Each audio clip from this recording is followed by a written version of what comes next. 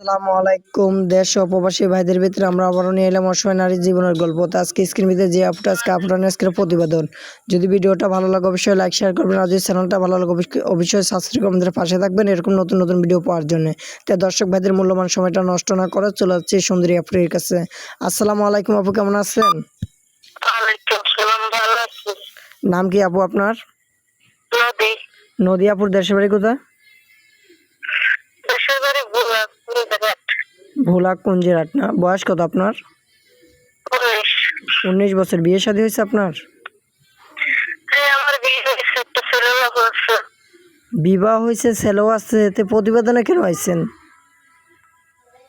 আইসে তো মানুষের জন্য জীবন আর এই যদি আপনি একটা ভালো আপু বলি, একটা আপনি ভালো মনের মানুষ চান, তা আপনার স্বামীর উপায় কি হবে? হ্যালো, আসে না। বুঝলাম না, আপনি আর একটু ভালো করে বলেন। তা আপনার প্রতিবেদন আইলেন, আপনার স্বামীর উপায় কি হবে? স্বামী নেই, সে খারাপ দেখে বাবা সেখান থেকে নিয়ে গেছে, তার সাথে বিয়ে করে গেছে, সে আরেকটা বিয়ে করতো। ও আচ্ছা আচ্ছা আচ্ছা আপু, আপনার স্বামী খারাপ বলে আপনি ডিভোর্স দিয়ে দিলেন, সে আরেকটা বিবাহ করেছে, আপনিও একটা ভালো মনের মানুষ চাইতেছেন, তাই তো? হ্যাঁ হ্যাঁ, সেটাই।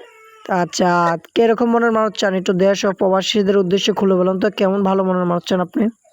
কিরকম কি মানুষ কিরকম ছেড়ে দেয় মানুষ আসবে, সেটাকে চলবে, সে আমার সঙ্গে ডাক্তার হইতে পারবে, সেটাই চলবে।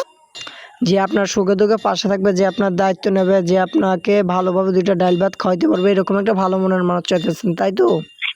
হ্যাঁ হ্যাঁ, সেটাই। যদি সেরকম মানুষ খুঁজতে গিয়ে 70 থেকে 50 বছরের ভিতরে মুরব্বী বিয়েটি হয়ে যায়, তাকে বিবাহ করতে রাজি আছেন?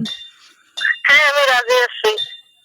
আচ্ছা, তো আপনি এত সুন্দর চেয়ার নিয়ে মুরব্বীর কাছে বিবাহ বসবেন তো? হ্যাঁ, বলবো তো। মানুষের বাসবে কি করে? খাইতে পারে, আমি তো বাসবে।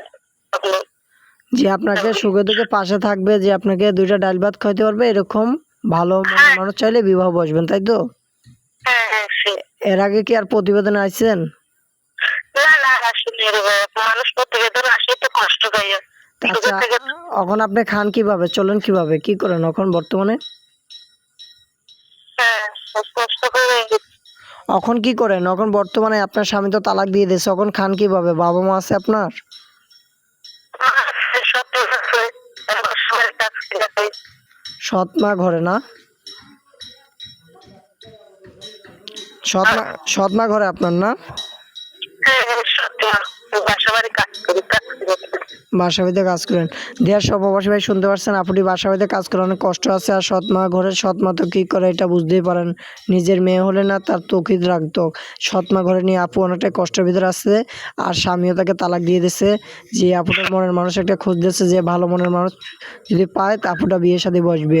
আর এই আপুর নাম্বারটা আমরা স্ক্রিনে দিয়ে রাখছি, কোনো দেশ সব প্রবাসী ভাই যোগাযোগ করলে এই নাম্বারে যোগাযোগ করলে স্ক্রিনের নাম্বারে আপুটাকে পাবেন। আর আপুটার সাথে খুব খারাপ মন্তব্য করবেন না। আজকের ভিডিও এখানে শেষ। ভালো থাকেন, সুস্থ থাকেন। আসসালামু আলাইকুম।